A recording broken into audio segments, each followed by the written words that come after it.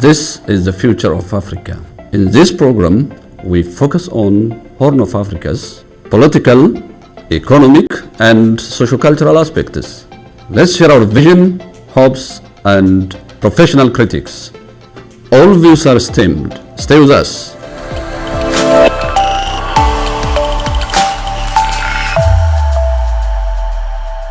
Honorable Senator Hoffman, welcome to this program. Man, it's an honor to be here. Thank you for inviting me. Thanks so much again. I see that you have been a strong supporter of the Oromo people, the Oromo community, and the Oromo youth movement back home. How did that come on? I mean, how did you start that, and what was the intention, and what's your feeling on that? 2014, I was at the Capitol, a newly elected state senator, right? And there was this peaceful protest happening on the Capitol front steps. Mm-hmm. And I was told that the youth that were out there protesting had been there all weekend. And, you know, they slept on the grounds, they stayed there, but they were protesting human rights violations that were happening to their friends and neighbors back in their home country. The youth that were there, their parents and grandparents, so they were concerned because what had happened was some youth over in Ethiopia were protesting people, and then they shot. There were 85 youth that were all in, and I thought, it's not okay, right? And when I found out the youth that were there peacefully protesting in front of our state capitol happened to be my neighbors, people I knew, you know, sons and daughters of people that I know, and it lightened up me saying, all right, what's going on here? And as a second generation, my grandfather came from Odessa, and had to, in 1914, they had to vacate everything because they were basically being thrown out of their home and never wanted to talk about it, you know. And he saw his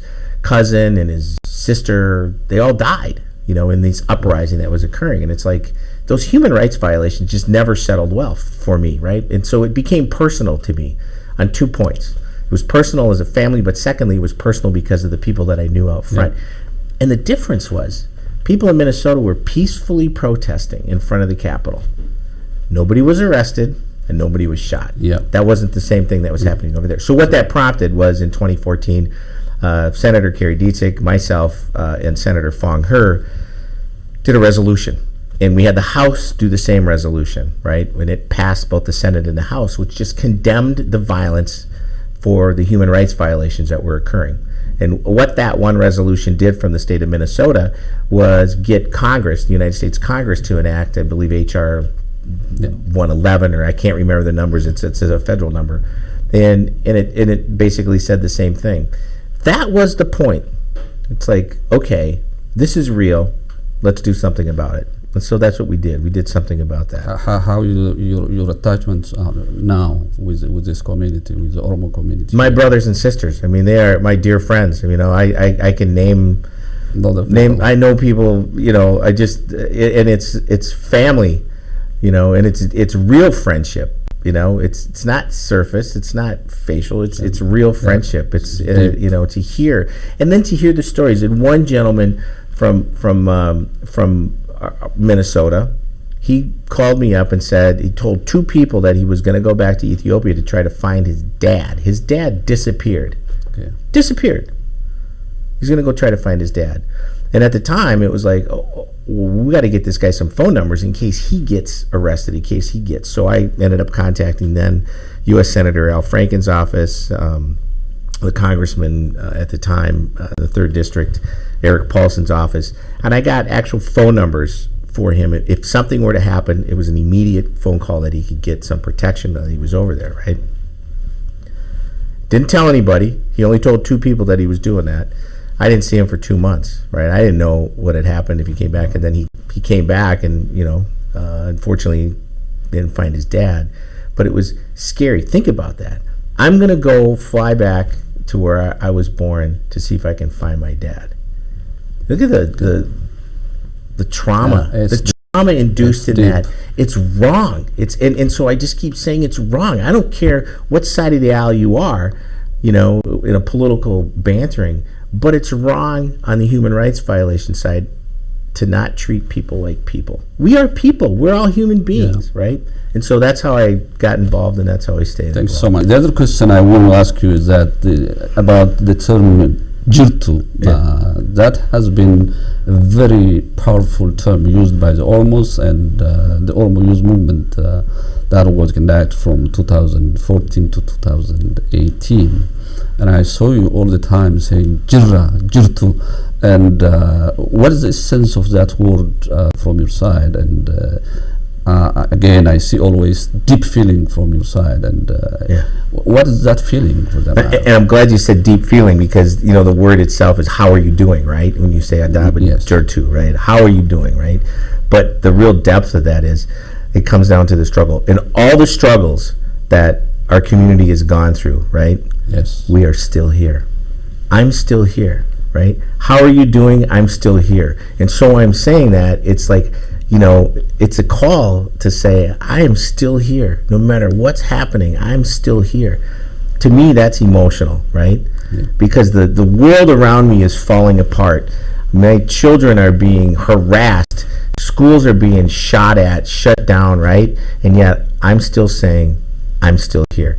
That is a shout out to people that have come to Minnesota. That's a shout out to people that are back in Ethiopia to say, you know what? How am I doing? I'm still here. I mean, that's deep, right? Yeah. It shows commitment and strength and what have you deep inside that, And no matter what you do, it's like Job, you know, Job sitting on the dung heap pile. He still sat there, right? He was giving up everything, but he was still there. Perseverance, what that word to me is absolutely the deep side of it is, you know, the perseverance that I'm still here, right? And I'm going to keep talking about human relations, period. Great. Okay. Yeah, will become the other point, like, as you raised human rights valuation, it's like one of the daunting challenges in countries like Ethiopia is like problems of failure to address diversity, equality, and justice, and that is a problem in countries like Ethiopia and a number of countries in Africa. Mm-hmm. How do you see that, the diversity, equality, and justice element there? Two things come to mind. Number one is that there's a personalization that occurs, and it's not about the individual, right? But it's rather about how am I embracing the diversity around me, right? And that comes down to the fact that even though we have different upbringings, different cultural backgrounds, different life shared experiences, guess what we all are? We're human beings. Yeah, human beings, And how do human beings treat one another? It's the golden rules, right? It's the, you know, when you're in kindergarten, you learn the golden rules. Be nice to one another. Be kind to one another. Say please. Say thank you, right? When you're playing in the sandbox, learn how to share, right?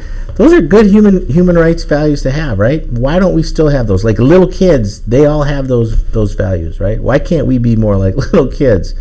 And I think that comes down to the piece of it. There's the humanity side of everything about, you know, diversity and inclusion, and it's not labeling or judging somebody based on a characteristic. For example, you see somebody in a wheelchair, you see somebody that's struggling with a physical or emotional disability, right? That's their human experience that's happening in their life, right? And that's their human life experience.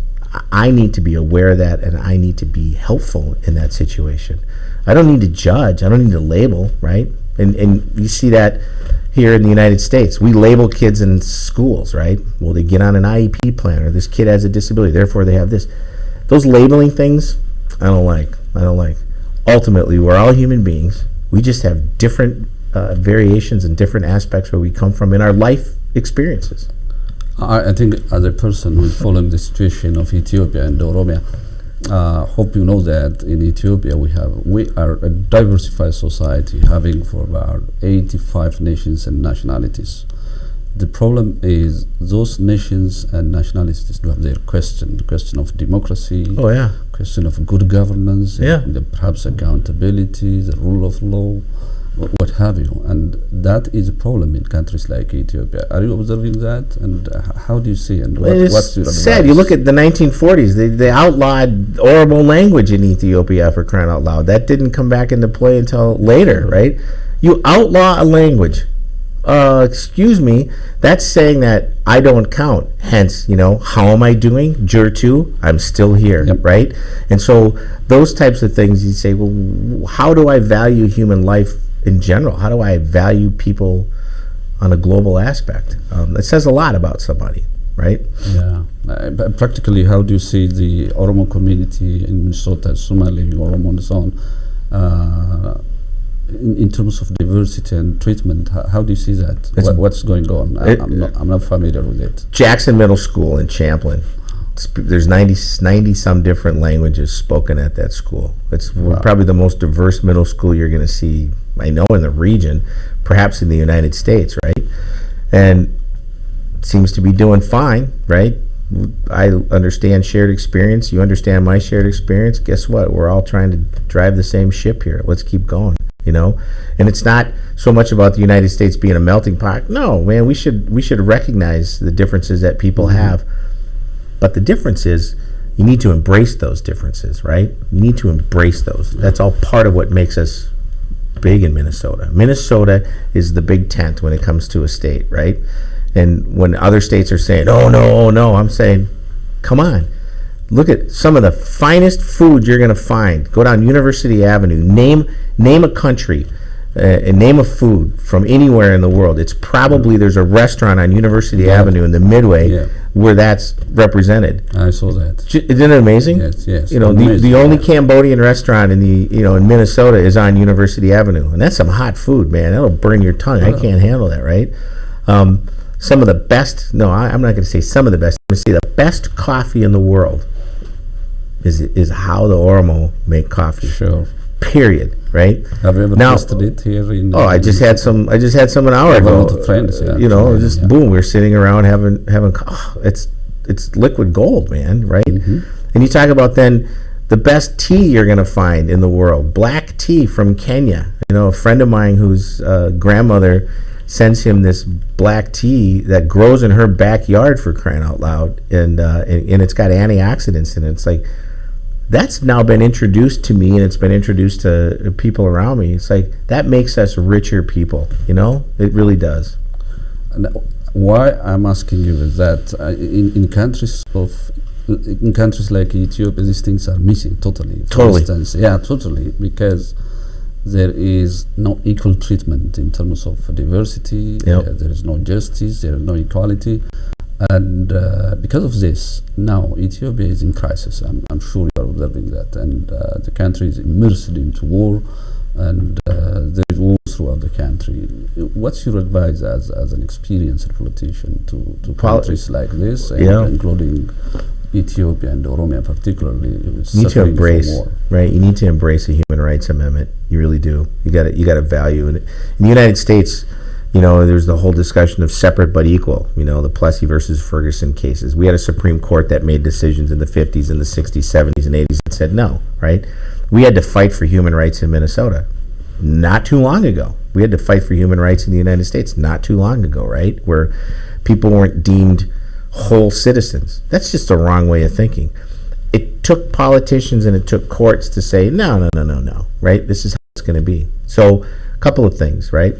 Do we have a human rights amendment? Do we value all human life, right? Mm-hmm. Do we have due process on the justice side of it, right? If somebody decides, they're going to peacefully protest out in the middle of the street in Minnesota, they're not going to get shot. They're not going to get thrown into jail. Definitely. They're going to be told, hey, do you realize there's 100 cars going by here? You probably want to take it to the sidewalk because you might get hit by a car, versus arresting them just for due process rights. You can't be arrested for that.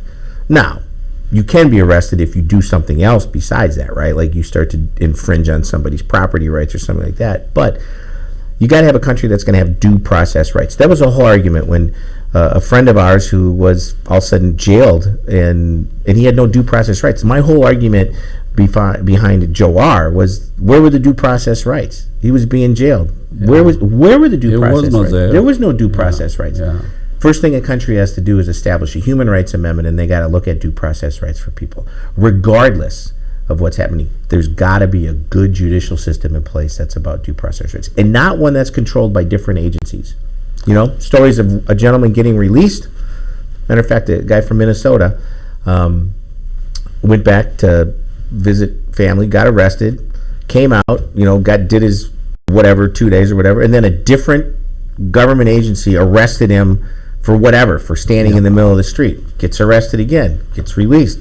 Different agency comes in and arrests him. So I think he got arrested like 4 or 5 times. That's not okay. There's inconsistency. That's not okay. That's what happened to me, because I was in prison for about 6 months and in 5 different places. The court decided for a release like 4 or 5 times, but I didn't get released from the police, and that's like the rule of law. Yep. Doesn't work in that country. Nope. That's a challenge. Yeah. The rule of law works here. I know. It took battles to get there, but the fact is, a country like Ethiopia needs to also embrace that and say, well, where's the rule of law here? And not let different agencies or let different factions control that rule. Where's their Supreme Court? Where's their ultimate Supreme Court? Where's the ultimate, Congress in all this conversations? Growing pains, right? Do you have some advice to the international community so that they can support, involve in it, and solve this kind of crisis, and perhaps show stand by human rights? Yeah. Absolutely. United Nations has there's a lot of work that the United Nations do regarding human rights policies. Nations that sign on to human rights amendments, human rights policies, that's one way of doing it, right? And then the other one is, it's got to start from the ground up. People need to start demanding change, right?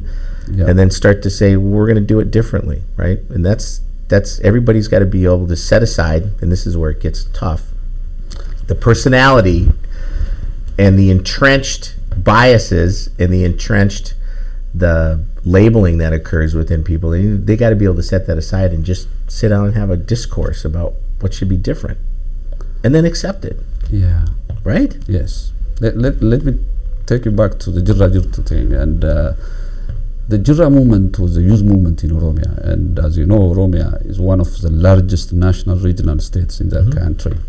And now Oromia is not in peace. I personally believe that creating peace in Oromia is like creating peace in the nation and beyond, even in East Africa. How do you see this? Wow. You have a region of 45 million people, and if there's negative discourse happening there, who's going to be the one? And we believed in 2018 there was 3 senators that met the prime minister from Ethiopia. As the first time in the history of Minnesota, an Ethiopian jetliner landed at the Minneapolis-St. Paul International Airport. I still have video, of it landing and taxiing in, and then the steps come down, and it was just joyful, right? I mean, here was a welcoming committee from Minnesota saying, come, right?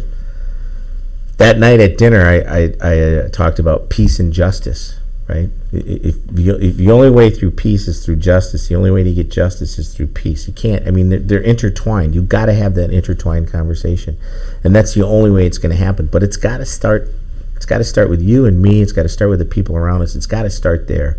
And we got to start telling folks got to start saying to themselves, I'm not going to personalize this, right? If I truly believe the outcome of peace and justice, I know what I need to get to that, right? 2018, we thought that was going to happen. We really did. I really believe that we are at a turning point or a paradigm shift. And then, of course, now where we're at is we're still at war. And, that's a deep question. You say, well, why is that happening? I don't know. Let's sit down with the leaders and find out, why are you allowing this to happen? And not the leaders of the country, but the leaders of the individual groups that are not happy with whatever. You might be surprised. This might go back 500 years that this person's great-great-great-grandfather got this great-great-grandfather mad about something. I don't know, right? Doesn't matter. The fact is, we're talking about human rights violations. There are innocent people now being caught up in those personalized fighting, right? It's wrong. I just keep saying it's wrong, right? That's great to talk to you. And do you have any message to pass to the Oromo community here and the other communities? Yeah, I talk about treating people like people, right? And it's about that public discourse. I honor you. I honor your differences. I honor your diversity, right? I'm going to treat you like an individual. You're going to treat me like an individual, right? We're going to set aside the personalities. I'm not going to it's not about me. This is about the greater collective. And if we can get away, Paul Wellstone once said this. He was a fabulous United States Senator from Minnesota. And he said, we all do better when we all do better, right? Think about that. We all do better when we all do better, right? And it's about us. It's about the collective. It's not about the individual. And so I think when you start to believe what Paul Wellstone had to say and really take that in, you'll start to see some active changing.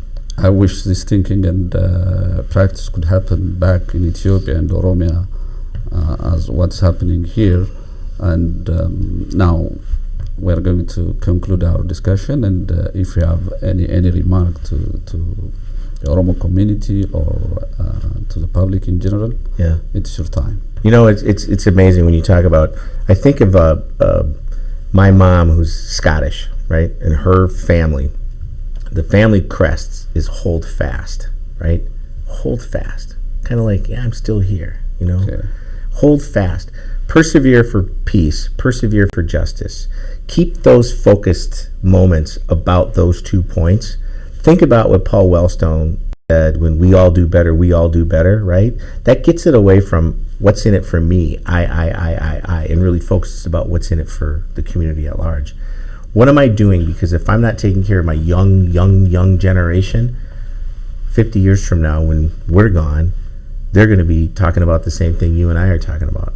I don't want that to happen. You know, I want peace. I want justice. Senator, you have been serving your people, the entire community, all throughout your life. Are you a family man, and how do you describe yourself in that regard? Absolutely. I've been married to a beautiful wife, Yvette, for many years. It seems like it's 30 years. It'll be 30 years. September 5th, we will be married 30 years. So when we celebrate Labor Day in Minnesota, I'm celebrating my 30-year anniversary, and we have a daughter who's 25 years old, and she's all about human rights. She's trying to right the wrong in doing that, and so that's kind of what's motivated me all along. And then fighting specifically on behalf of people with disabilities. It seems they were always the ones that were getting the short end of the stick, and so, and I was always taught as family isn't just about your immediate family, but family has a larger contextual meaning to it, right? And so family can be just not biological family, but family is also about those that are sharing our life and our shared life experiences with us. So yes, I'm a family man. How's that one for you? That's very great. And have you ever been in Africa? And perhaps do you have any intention to go to Oromia in the future? Yeah, if a plane can fly over the ocean in less than an hour, then I'd be okay. Yeah, no, I actually. Then it took you. I would never come home. Hours, I mean, I would set. We talked earlier about the best coffee in the world, the best tea in the world is that region, right? The Horn, right? So you're sitting. It's like, and if it was in the winter when it's 28 below in Minnesota, and I'm sitting on some mountainside having some wonderful black tea or some really good Ethiopian coffee, yeah, I think that would be peace. That would be calming. That's actually a country of 30 months of sunshine, and Oromia is one of the potentially rich regions in that country. And I wish one day you can visit that country. It'd be kind of cool just to go to that old building that has been there with one monk who comes out, that's his entire life, and then when he dies, another monk. That's all they do is their entire life. Is they just take care of this area, and it'd be kind of cool just to go see that, because it's been going on for centuries, right? Yeah. That's in Ethiopia. That's in Ethiopia. Had it been the absence of peace, democracy, and equal rights, that's a very beautiful country. And I'd love to go. The one you always say, "Jirra jirtu." How am I doing? I'm still here. I am still here. So still be here, man. Keep up that human rights. Thanks so much. Thank you again. Thank you. With this, we conclude our discussion for today with Minnesota State Senator John Hoffman. See you next time.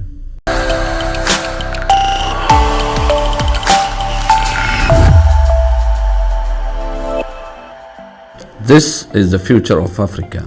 In this program, we focus on Horn of Africa's political, economic, and socio-cultural aspects. Let's share our vision, hopes, and professional critics. All views are stemmed. Stay with us.